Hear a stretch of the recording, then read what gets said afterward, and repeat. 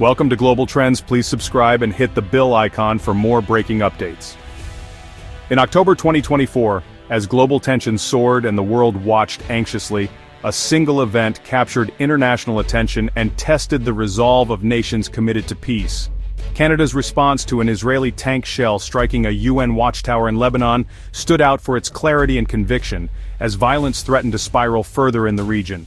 The Canadian government swiftly condemned the attack, calling for the absolute protection of peacekeepers, a clear, principled stance that resonated with allies and critics alike.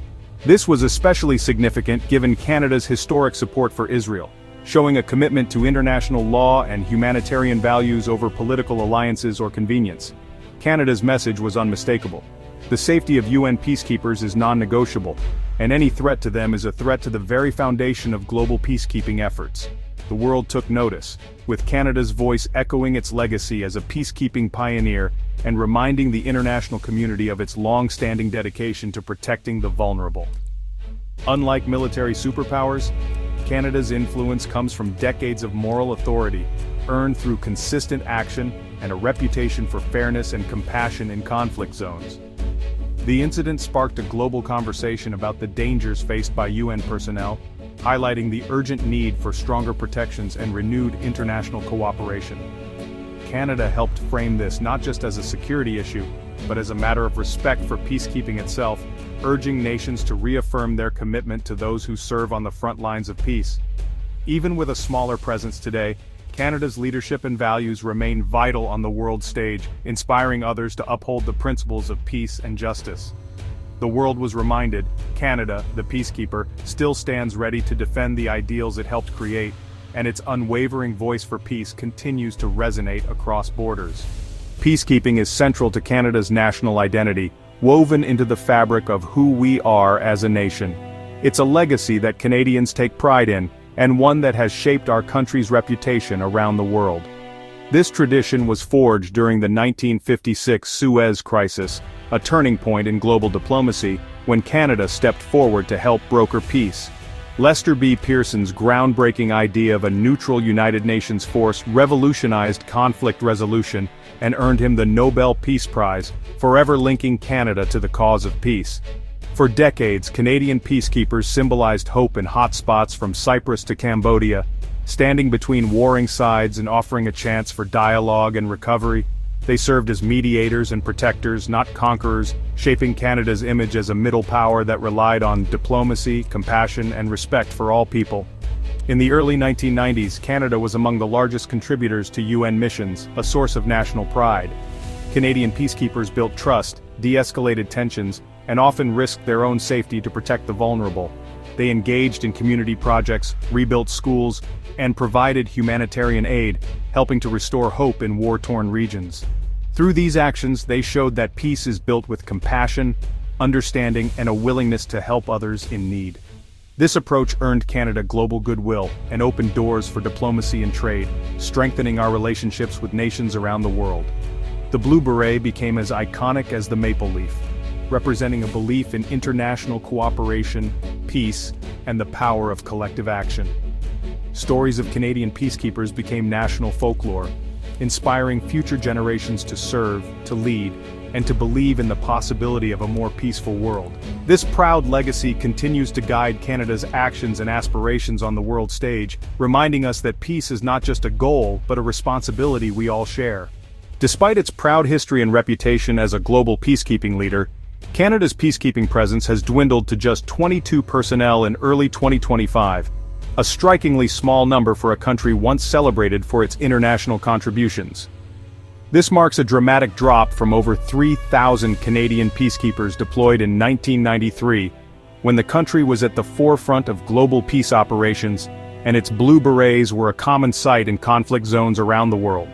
Over the years, political promises to revive peacekeeping, like Justin Trudeau's high-profile 2015 pledge, have largely gone unfulfilled, leaving many Canadians and international observers disappointed.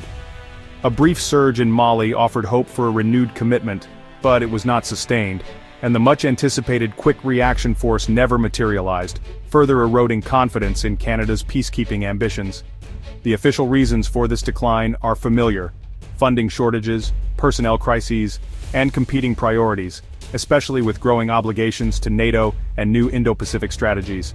These alliance-based missions have steadily drawn resources, attention, and personnel away from traditional UN peacekeeping, making it harder for Canada to maintain a strong presence in Blue Helmet operations. But there's also a deeper shift underway, a growing aversion to risk within both government and military circles, as decision-makers weigh the dangers of modern deployments. Today, modern peacekeeping often means entering active conflict zones, where missions are far more dangerous and unpredictable than in the past, with peacekeepers facing real threats on the ground. As a result, Canada now prefers lower-risk operations, focusing on training, support, and non-combat roles, and increasingly avoids the perilous environments where peacekeepers are most urgently needed. This risk-averse culture, combined with resource constraints and shifting priorities, has quietly but steadily dimmed Canada's once bright peacekeeping flame. Around the world, allies and observers are left wondering, what happened to the Canada it once knew as a leading peacekeeper, and will that legacy ever be restored?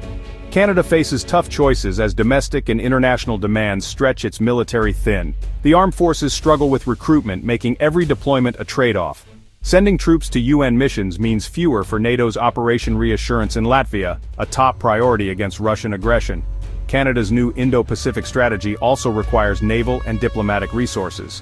In this landscape, UN peacekeeping often takes a back seat to direct strategic interests. Modern threats, cyber warfare, disinformation, terrorism, demand new skills and investments. At home, the military is increasingly called to respond to natural disasters, further straining resources. The desire to reclaim Canada's peacekeeping mantle is strong, but practical realities make it difficult. The result? A shift from large UN deployments to targeted, alliance-based contributions and domestic operations. Canada's peacekeeping legacy now hangs in the balance, shaped by hard choices and new priorities. While troop numbers have dropped, Canada is redefining its peacekeeping role with targeted high-impact contributions. Providing tactical airlift like C-130 Hercules support for UN missions in Africa has been a game-changer. Instead of large battalions, Canada offers specialized expertise, trainers, intelligence, medical, and engineering teams. All female engagement teams in Mali built trust and gathered vital information, showing the value of innovative approaches. Canada remains a major financial contributor to UN peacekeeping, funding essential operations. Diplomatically, Canada leads on policy, like the Vancouver Principles to prevent child soldier recruitment. This small footprints, big impact strategy leverages Canada's strengths without overextending resources. Quiet successes, like airlift missions, prove leadership isn't about numbers but about strategic value. Canada's new model keeps it relevant and respected in global peace and security.